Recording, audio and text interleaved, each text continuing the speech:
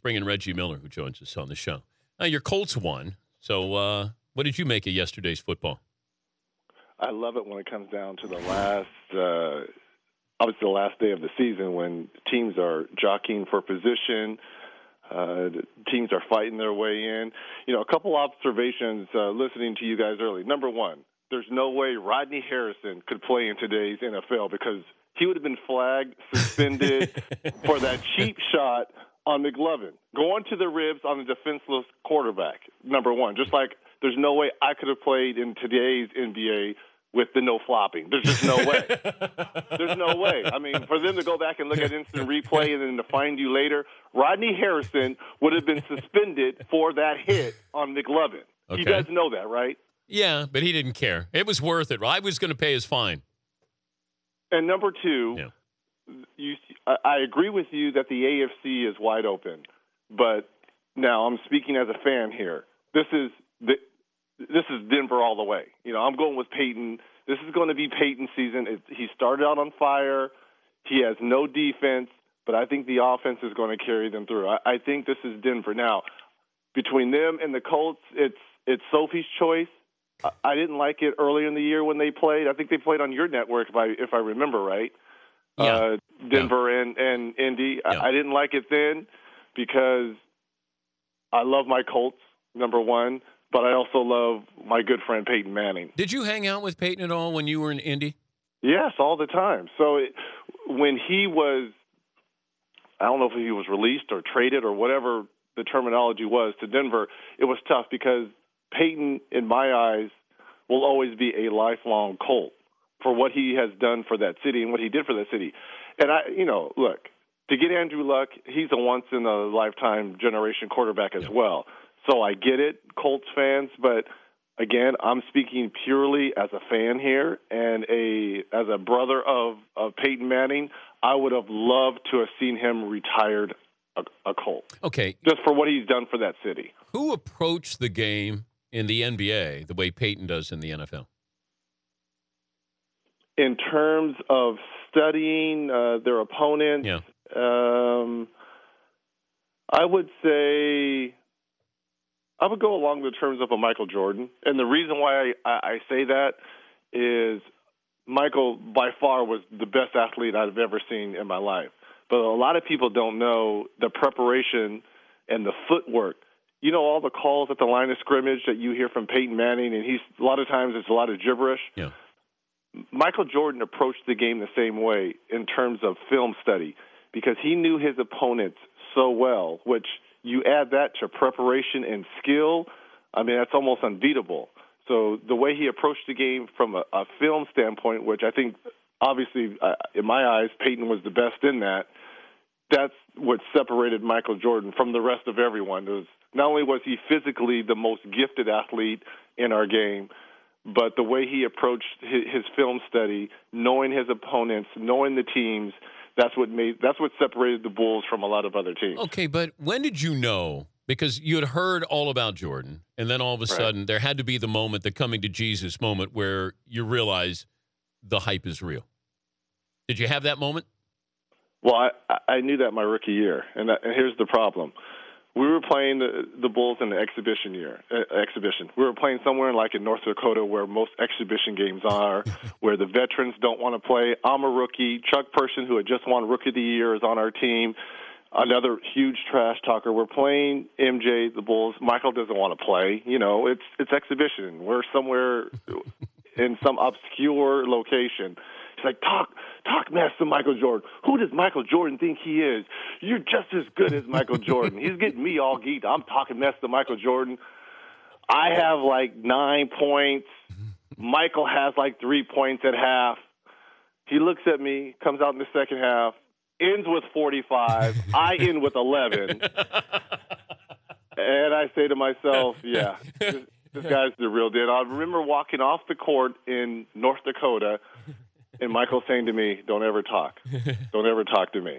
And from that point on, Theodore, I tried to be on my best behavior with Michael. It was tough. You tried. But I tried to be on my best behavior. But he could always end it quickly, though, it seemed like. If he didn't do it with words, he did it with action. What was more humbling, though? If he said something where you go, boy, that stung, or he would just light you up? No, the more of lighting up, because he had a way of embarrassing you in front of family and friends.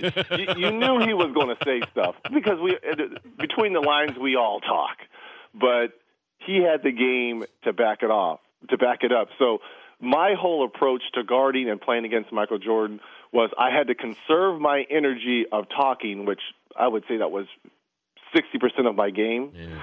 So I had to conserve that energy, and I had to run Michael, because I knew I was in better shape than he was, and I knew I could run all day. And the only way, I wasn't as strong, obviously, but I could run him all day. And I knew he didn't want to chase me off those screens coming off the Davis boys. So I knew if they, almost like a boxing match, could wear him down come fourth quarter, then I could make it playing field. So I tried to conserve my energy and just run him all day. Talking to Reggie Miller, joining us, Dan Patrick Show. I've said this, I'm guilty of this, but it seems like the NBA cannot move past the Jordan era, that umbrella, that cloud that hangs over the league, that no matter what you do, it somehow goes back to Jordan. How do we get out from underneath that cloud where everybody is sort of released to be able to have their own careers without having everything compared to Michael Jordan? Yeah, Dan, I agree with you 100%. And people remember those were great years in the late 80s and the 90s with MJ. And, I mean, it was a culture. But I think it's not fair to Kobe. It's not fair to LeBron, who's on a path now with the Miami Heat, back-to-back championships. You know, LeBron shooting almost 60%, has a chance to win, I believe, his third straight MVP.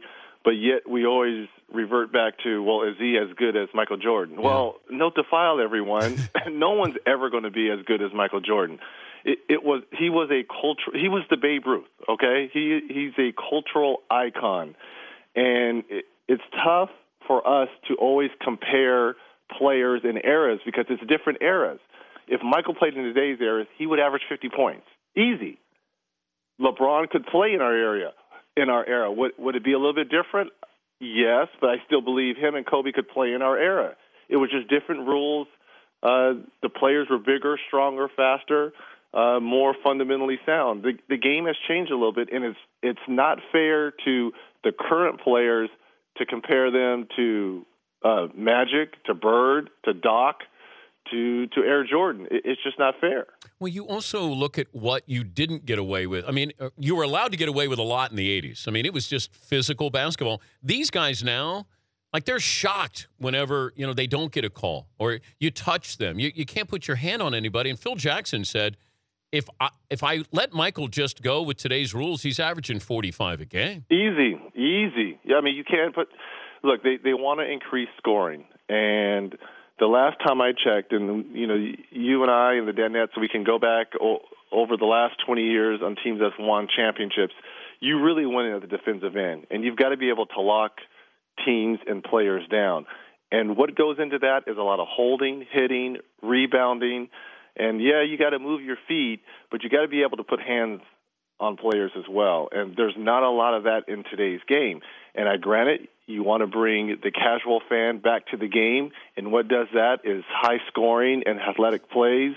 But at the end of the day, to win a championship, you've got to get it done at defensive end. And to do that, you've got to put hands on people. But also, we talk about leaders, when it's Tom Brady, final 2 minutes of the game, you want Tom Brady. There's certain guys that you want. What is it about that word leadership that it just separates certain players from another? That you have great players, Hall of Fame players, but there's certain players who just, Gretzky in the closing seconds of a game. There's certain guys you say, I want him to have the ball, the puck, the be at the plate. What is that? What is that we will never be able to relate to? Well, in the closing moments of games, I want to have a big guy down low like a Tim Duncan, who's fundamentally sound, who's been in so many playoff games, so many playoff wars, who understands the value of team system. I want to be coached by a Larry Brown or a Greg Popovich or even a Doc Rivers, guys that when you need a last-second shot or a last-second stop, can pick up the clipboard, pick up the Sharpie and draw a play to get your best player at his optimum position on the floor to win a ball game. To me, that's what leadership is. You could say all you want about Kobe and that he's a fanatical about winning, and he drives players a lot like Michael Jordan does. Like it or not, that's what wins ball games. To me, those are leaders. Those are guys that are willing to do. Reg, why are we okay with Jordan being an ass to his teammates, but if Kobe does it, then all of a sudden we call him out? Well, I think we've accepted Kobe a little bit towards that leadership mantle, especially since Shaq left. Because but we call him out, though. It was Shaq's team, but when Kobe won the 2 championships without Shaq, I think we've seen Kobe in a different light a little bit. But Mike, because he had to lead that team. Well, granted, we didn't have social media, everybody covering it, but Mike was rough on his teammates, far rougher than Kobe was on his teammates. Oh, well, ask my good friend Steve Kerr. Yeah, I mean, I don't think Kobe punched anybody, did he? I'm not sure. I haven't heard any stories like that. But Mike, I'm not in their locker room. But Mike would. But I've heard he was very hard on teammates. And a lot of times when you are a great player, you expect the players around you that you're playing with to play at the same level of greatness as you are. Now, talent-wise, they may not have the same talent as you do, but you want them to approach the game at that great level. And sometimes that can be frustrating to a Magic, to a Larry, to a Michael, to a Kobe, and to a sense to LeBron. Because I'll tell you what, LeBron has new respect in my eyes. What he did with Chalmers, that little tiff they had on the bench, and then almost going after him, and then understanding it was his bad and saying, my mistake, LeBron is in a different level in my eyes. Because for so many years, I thought LeBron was a robot. He did what the media wanted. He wanted to be liked by everyone. And when he wasn't liked, and when he was the bad guy, the first year in Miami, he tried to be the bad guy, but his game wasn't comfortable of being the bad guy. Now he's back to being well-liked because he's winning championships. But that little tip that he had with Chalmers showed me this kid will do whatever it takes to win, and that's including getting my teammates in line. So to me, LeBron is at a different level now, whole different level. Good to visit with you. You're always the best. Happy New Year. Yeah, you too, Reg. Theodore. Yes, and we look forward to talking to you in a week, in the new year. Bally, Sheehan, Richie, I love you. McLovin, you got to wear the rib pads next time. I love you, Dan. Thank you, buddy. That's Reggie. Take care, gentlemen. Reggie Aloysius Miller, the NBA on TNT. The Dan Patrick Show, weekday mornings on Audience.